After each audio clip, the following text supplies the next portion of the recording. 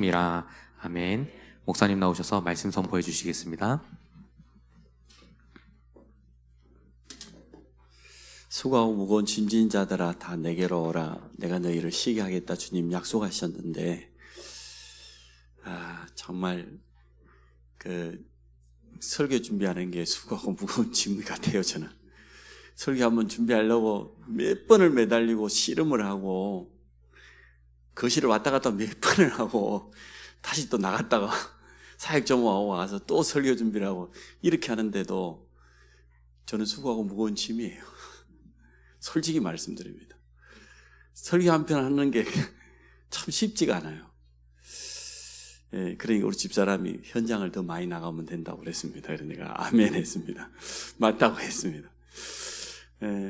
여러분에게도 아마 수고하고 무거운 짐이 다 있을 것 같아요. 아마 교육자인 저뿐만 아니라 이 자리는 우리 주목님이나 전사님도 마찬가지일 거예요.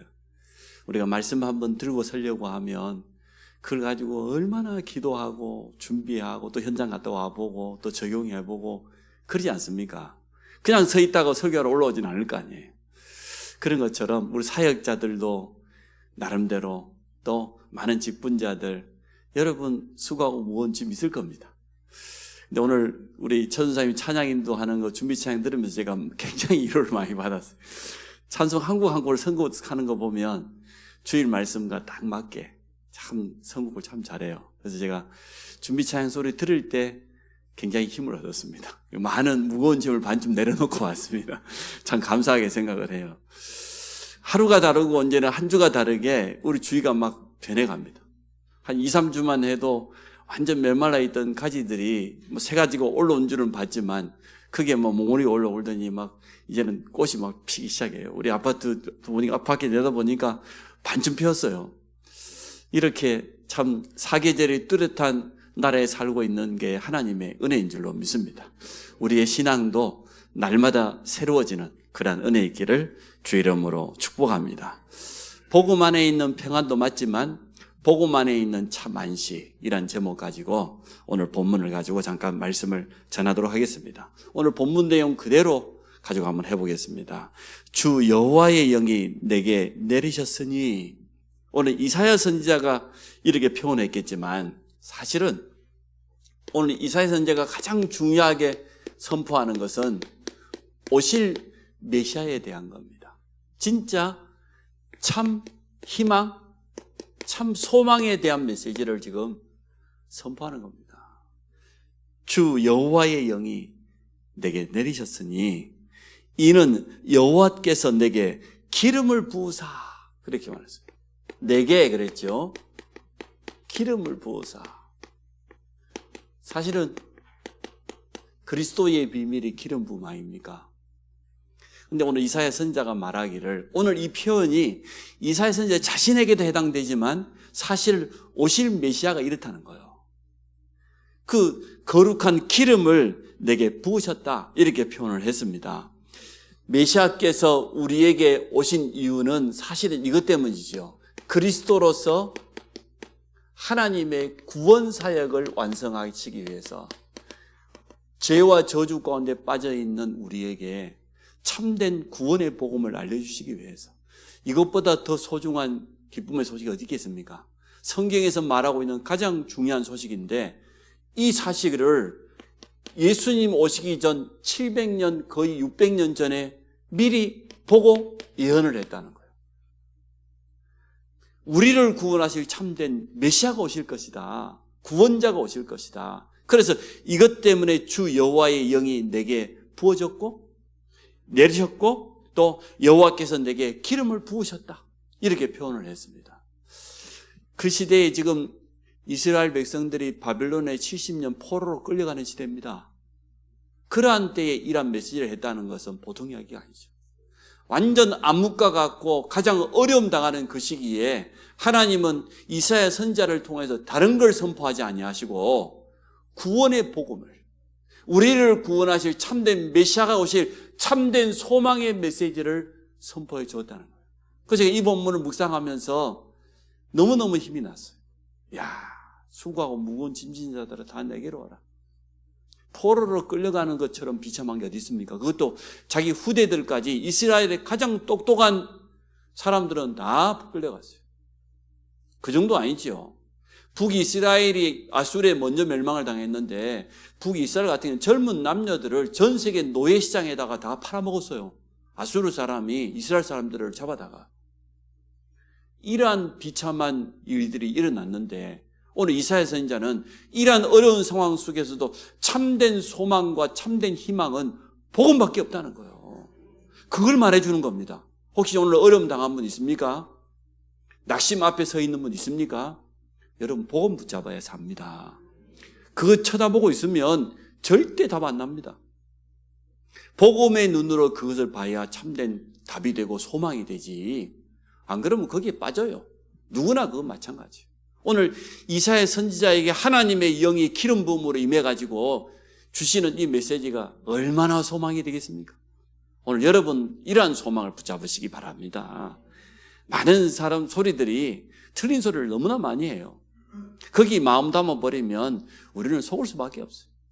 그런데 오늘 가장 위기당한 이스라엘 앞에 70년 포로로 끌려가는 그 상황 앞에 이사야 선지자를 통해서 주시는 메시지는 뭐냐? 소망의 메시지요, 참된 희망의 메시지라는 거예요. 그게 복음이지 뭐겠습니까? 복음 말고 무슨 소망이 있습니까? 로또에 당첨된 사람들 그 뒷이야기를 적었더라고요. 그래서 예를 몇 사람 드러났어요. 다행히 어느 경찰은 자기가 로또 당첨됐다는 얘기를 단 한 사람한테 이야기를 안 했어. 그래서 몇 달 지나고는 자기 친형제들한테만 몇 천만 원 주고 아무한테도 이야기를 안 했어. 숨어서 어디 가서 경찰 그만두고. 이 사람은 그 돈을 좀 온전히 보전했어요. 나머지 사람들은 로또에 당첨됐다는 소문이 나는 순간 온갖 고아원에서 어려운 데서 전화가 끝도 없이 오고 여기서 도와주라. 또 자기가 잘못 써가지고 거의 날려버려. 야, 그거 쳐다보면서요. 그래요. 참 소망은 그게 아닙니다. 이 땅에 있는 게 우리에게 위로가 되고 도움될 수는 있지만 우리는 영적 사람이기 때문에 하나님의 구원의 복음이 여러분에게 참 소망 되시기 바랍니다. 이거 붙잡고 살아라는 거예요. 다른 거 붙잡지 말고 진짜 참 소망을 붙잡고 살아야지. 아니 포로로 끌려가는데 만약 다니엘과 세 친구에게 오늘 이 메시지가 없었다고 하면 어떻게 되겠습니까? 근데 정말로 포로로 끌려가는 현장에서도 진짜 제자들은, 진짜 증인들은 이 분명한 메시지 붙잡았어요. 오실 메시아. 기름 부음으로 말미암아 우리의 모든 저주를 해결하실 그리스도의 대망. 이거 붙잡고 승리하고 이거 붙잡고 능히 이긴 겁니다. 사실 우리 신앙생활하는 성도들의 인생길도 마찬가지입니다. 우리 앞에 꽃길만 준비되어 있으면 여러분 자녀들이 꽃길을 걸어가기를 바라지 마세요. 그럼 응답도 없어요. 안 그러겠어요? 육신적으로 필요한 거 다 있고 그 무슨 응답이고 무슨 기도가 필요하겠어요? 그렇지 않습니다. 도리어 문제가 있는 것 같고 어려움이 있는 것 같고 진짜 위기가 있는 것 같고 내 힘으로 어쩔 수 없는 거 있는 것 같지만 그때 하나님이 우리와 함께 하시다 약속했어요. 그렇지 않습니까? 그래서 오늘 진짜 소망의 메시지를 이사야 선지자가 선포하는 거예요. 하나님께서 우리를 징계하셔서 강대국을 통해서 나라가 멸망당한 것 같고 포로로 끌려가는 것 같지만 그러나 그게 아니다 말이에요. 하나님의 거룩한 기름 부음이 우리에게 임하게 될 것이다. 그리스도께서 오셔서 우리를 모든 저주에서 건져낼 것이다. 이 희망의 메시지를 던져준 겁니다. 복음만이 여러분에게 답이 되고 희망되기를 축복합니다. 사람의 말은 들어줘야죠. 참고해야 됩니다. 그러나 그것은 참 진리가 못 됩니다. 그래서 성도에게도 마찬가지입니다. 구원받은 성도를 향하여서 그리스도의 대사라고 했는데 그리스도에게 임한 거룩한 기름 부음이 우리에게 임했다. 요한일서 2장에도 보니까 너희는 거룩한 자에게서 기름 부음이 이미 임했다. 요한일서 2장 20절 22절 그렇게 나와 있죠. 우리는 그리스도의 대사입니다. 하나님께서 우리를 선택한 백성으로 불렀어요. 이미 창세 전부터 구원 주시기로 선택한 백성을 어떻게 했습니까? 거룩한 백성이라 성령으로 인을 쳐버렸으니까 거룩함이, 그 거룩한 성령이 우리에게 임하게 되니까 우리에게 이러한 축복이 임한 줄로 믿습니다. 거룩한 성령이 내주하시고 거룩한 신분인 성도의 축복을 주셨고, 그 새로운 피조물이요. 오늘 우리의 모임이 사실은 거룩한 모임이에요. 하나님의 성령께서 이 자리에 함께 하심을 믿습니다. 이제는 우리에게 하나님의 능력으로, 성령의 권능으로 옷 입혀주겠다, 이렇게 표현. 옷 입었단 말 이해되죠? 성령께서 내게 능력으로 입혀졌다. 그래서 구원받은 자에게 약속된 이 성령은 어떠한 성령입니까? 사실은 왜 이 성령의 충만함이 필요합니까? 우리가 기도할 때마다 첫 번째는 감사하고, 그 다음에 간구하는 첫 번째 기도 제목은 오직 성령의 임재 아닙니까? 하나님, 나에게 주의 영으로 충만하게 임하여 주옵소서. 오늘 내가 가는 곳에 성령께서 앞서 임재해 주시기를 원합니다. 우리가 하는 모든 일에도 성령의 도우심이 아니고는 절대 안 되기 때문에 사역을 해보면 해볼수록 더 그래요. 하나님, 내게 성령의 기름 부음을 주옵소서. 하나님의 도우심이 아니고는 아무것도 할 수가 없습니다. 오늘 우리가 하루를 살아갈 때도 우리 모든 성도들에게 성령께서 힘 주셔야 됩니다. 그 발걸음을 하나님께서 인도해 주셔야 됩니다. 우리 학업하는 렘넌트에게 지혜와 총명의 영으로 역사하여 주옵소서.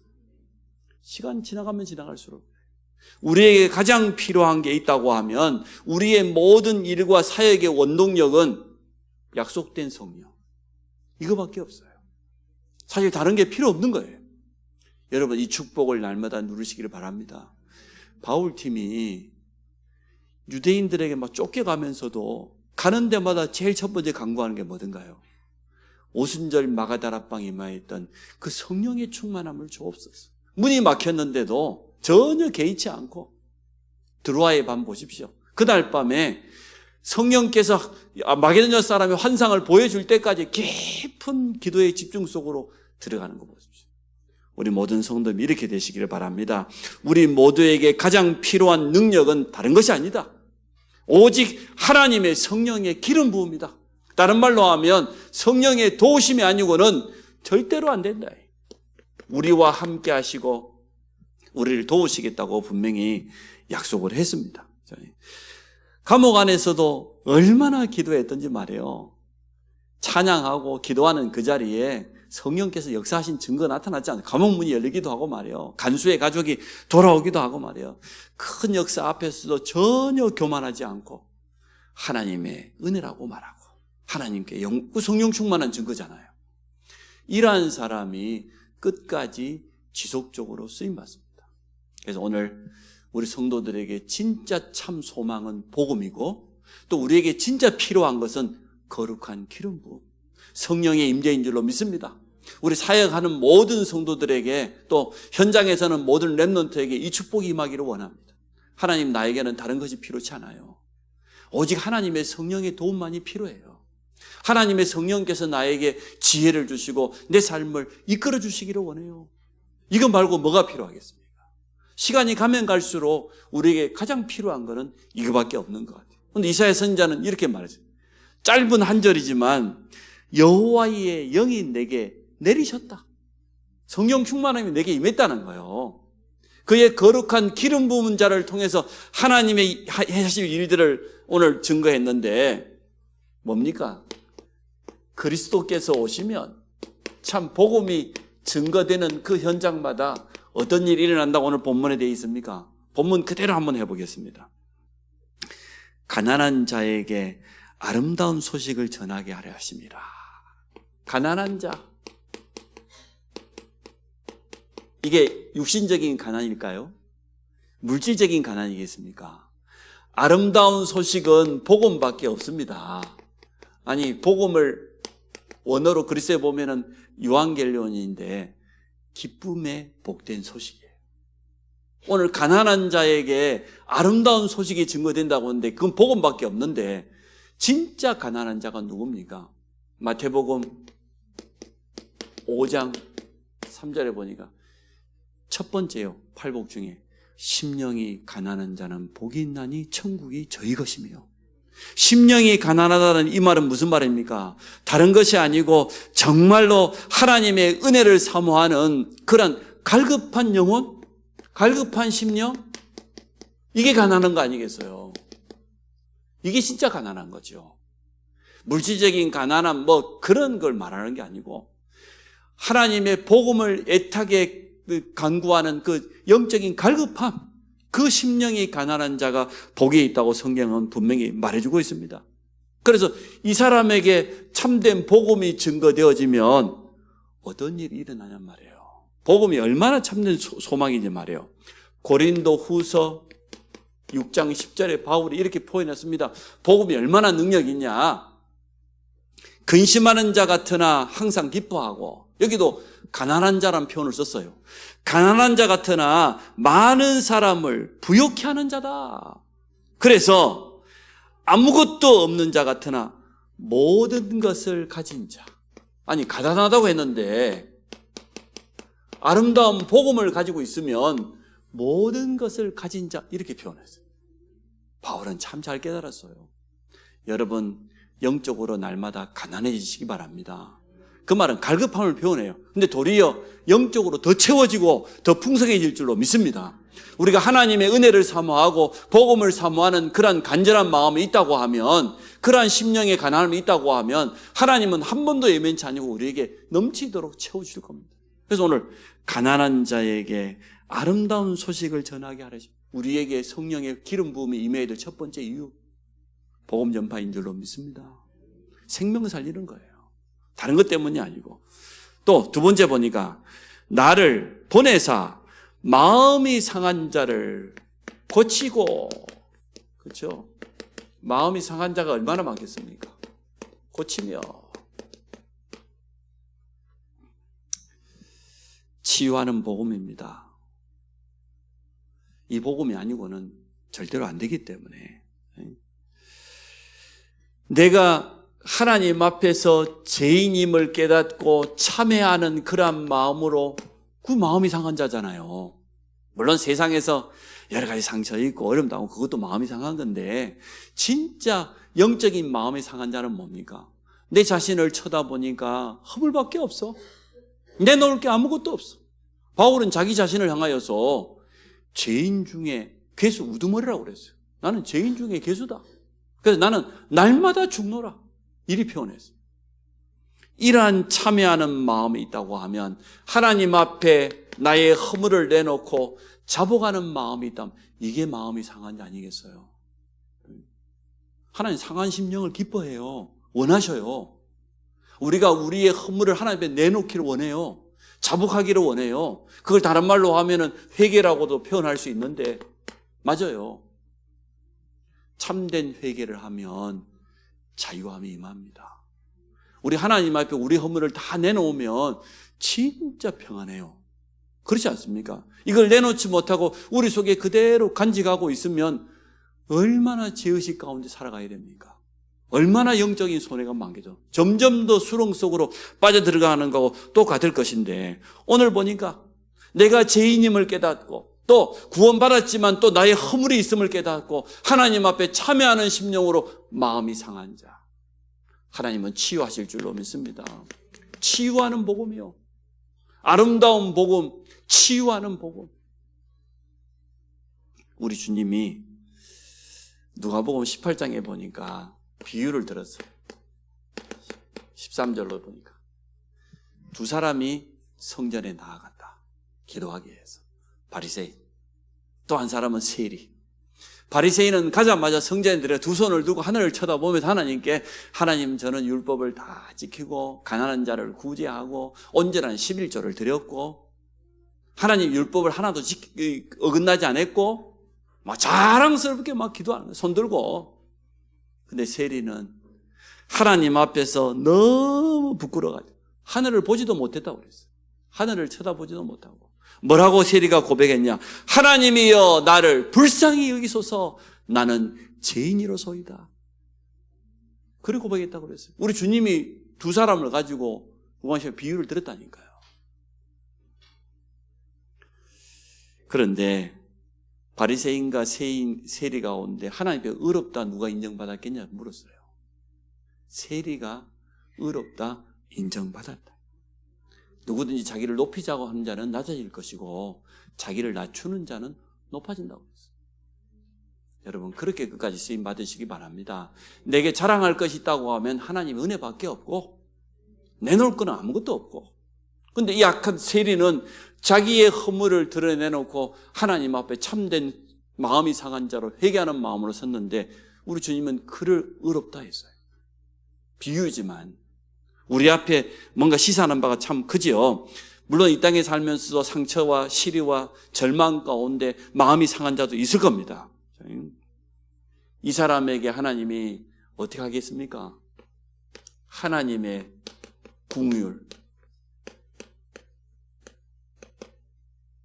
하나님의 참된 용서와 회복, 긍휼.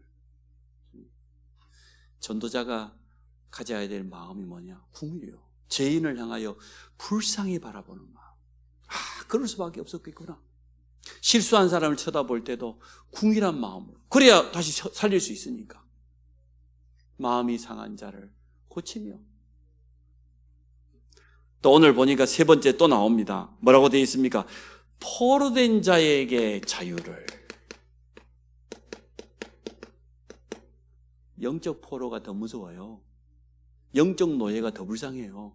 사단에게 일평생 동안 매여가지고 불신자 쓰는 말로 운명에 매여가지고 빠져나오지도 못하고 늘 그렇게 잡혀 살아가는 영혼들.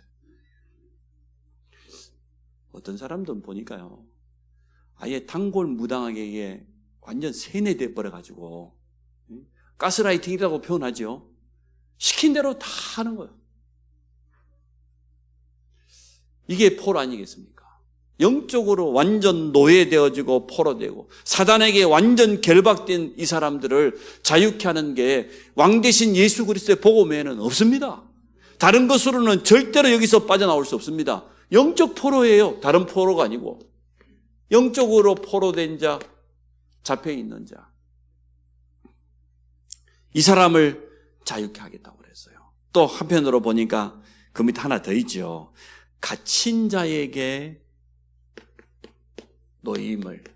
갇힌 자.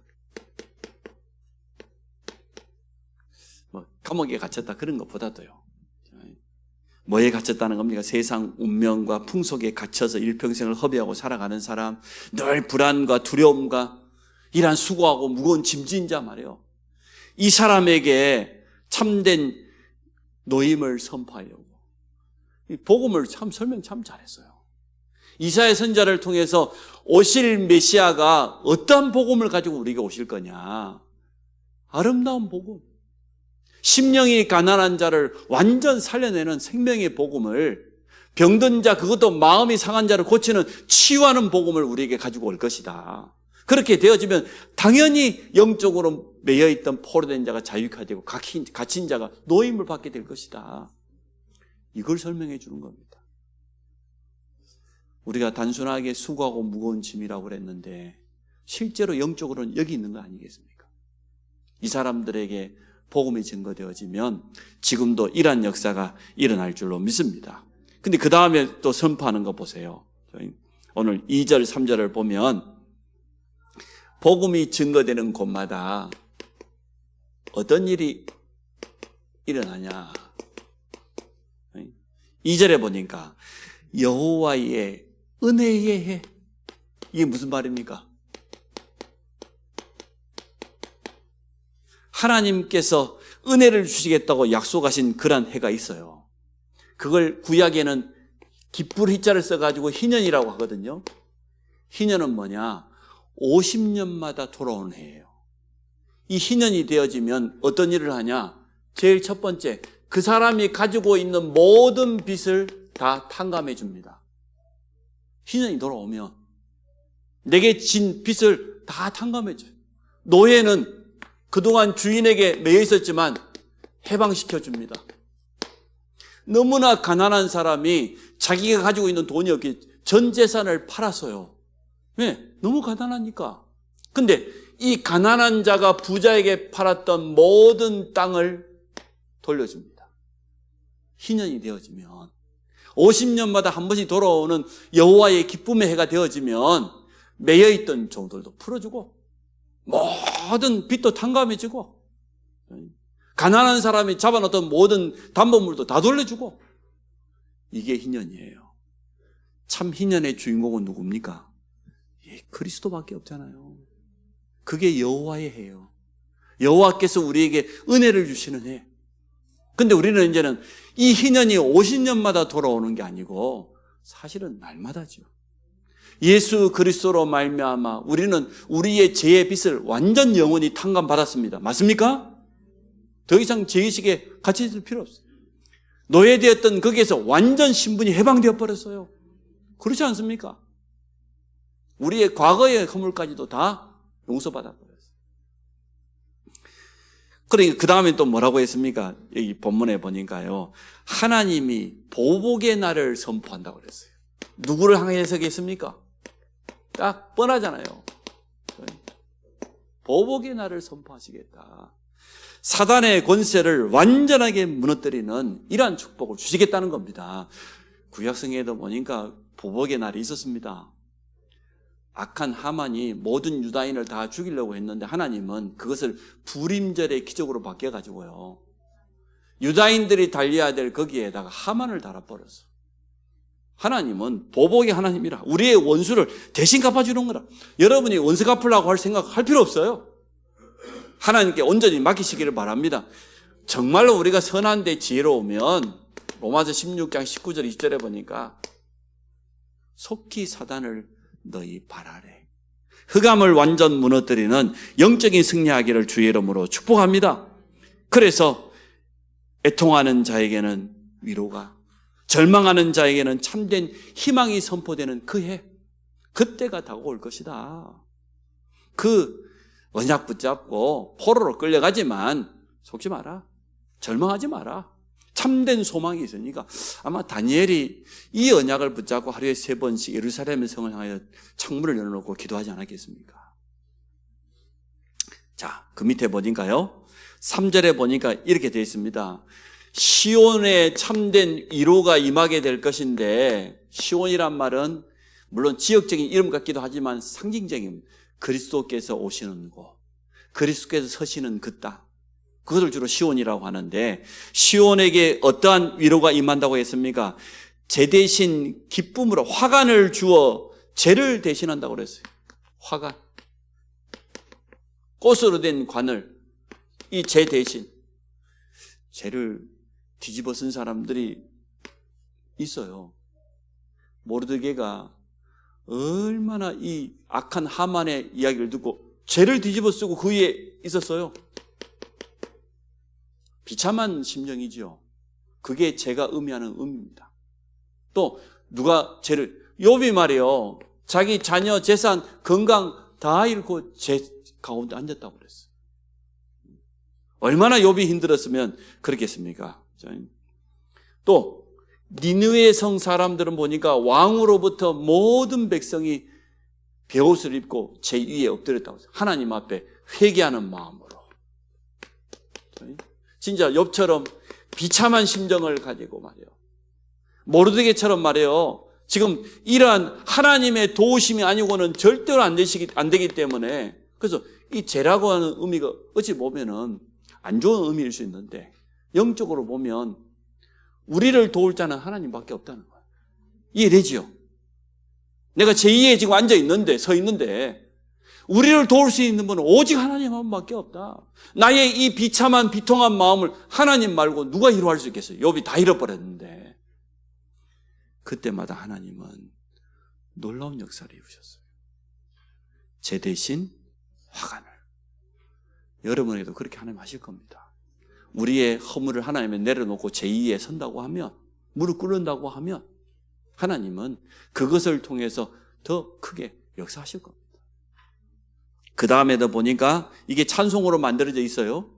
이사야 61장 3절은 우리 옛날에 많이 불렀는데, 그 다음에 기쁨의 기름으로 슬픔을 대신하며, 그러겠죠. 죄 대신 화관을 슬픔 대신 기쁨을, 그 다음에 세 번째 보니까 근심 대신 뭐요? 찬송의 옷을 하나님이 완전하게 바꾸시겠다는 겁니다. 참 하나님의 약속은 놀랍죠. 우리가 상상할 수 없는 그러한 비밀을 가지고 오늘 말씀하시는 걸 보게 되었습니다.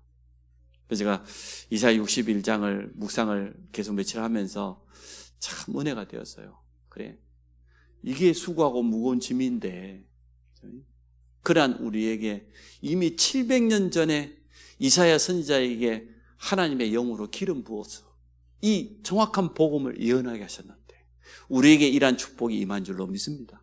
여러분, 그래서 복음 전하는 발이 아름다운 거예요. 아름다운 복음을 가지고 가난한 자, 심령이 가난한 자, 그리고 정말로 마음이 상하고 애통하는 자 찾아가서 복음 줘, 살리고 치유해라.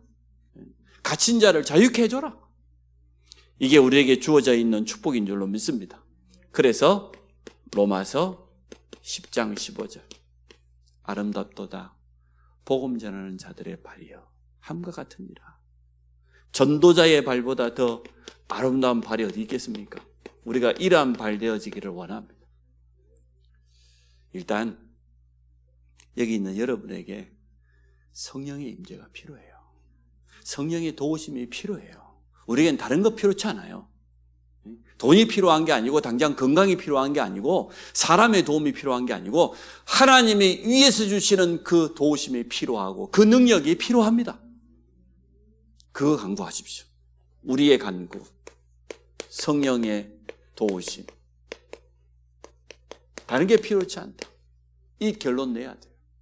그렇지 않으면 우리에게 수고하고 무거운 짐은 절대 벗어지지 않습니다. 성령께서 우리에게 이루하여 주시고 힘 주시고 깨닫게 해주시면 돼요. 그래서 오늘 이사야 선지자에게 성령의 기름 부음이 임했던 것처럼 하나님 나에게 성령으로 기름 부어 주옵소서. 그래서 오직 이 성령의 능력 가지고 오늘 본문에 나와 있는 그대로 심령이 가난한 자를 찾아가서 아름다운 생명의 복음을 전해주고 마음이 상한 자, 애통하는 자를 찾아서 치유해주고 매여서 일평생 동안 우상에 매여 살아가고 운명에 매여 살아간 저들에게 참된 자유의 복음을, 노임의 복음을 여러분이 전달하는 증인 되시기를 바랍니다. 그러면 참된 위로와 참된 답이 전달될 거다. 이러한 전도자의 발걸음 되시기를 축복합니다. 오늘 본문을 묵상하는 중에 여러분이 큰 힘을 얻으시기 바랍니다. 하나님, 나에게는 정말 여호와의 영이 내게 내리기를 임합니다. 성령의 기름 부음이 나에게는 가장 절실히 필요합니다. 난 다른 게 필요치 않습니다. 하나님, 성령께서 내게 기름 부음으로 임하셔서 이 일의 증인으로 내가 쓰임받게 하여 주옵소서. 하나님 감사합니다.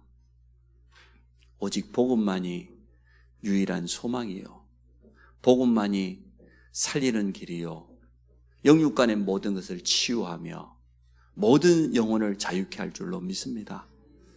이제는 이 언약 가지고 기도하다가 성령의 능력을 힘입어서 우리 성도들이 가는 현장마다 복음의 빛이 비춰지는, 생명이 살아나는 아름다운 전도자의 발걸음 되도록 축복해 주옵소서. 우리 앞에 전도의 문을 열어주사 오직 그리스도의 복음만을 말하게 하여 주옵소서.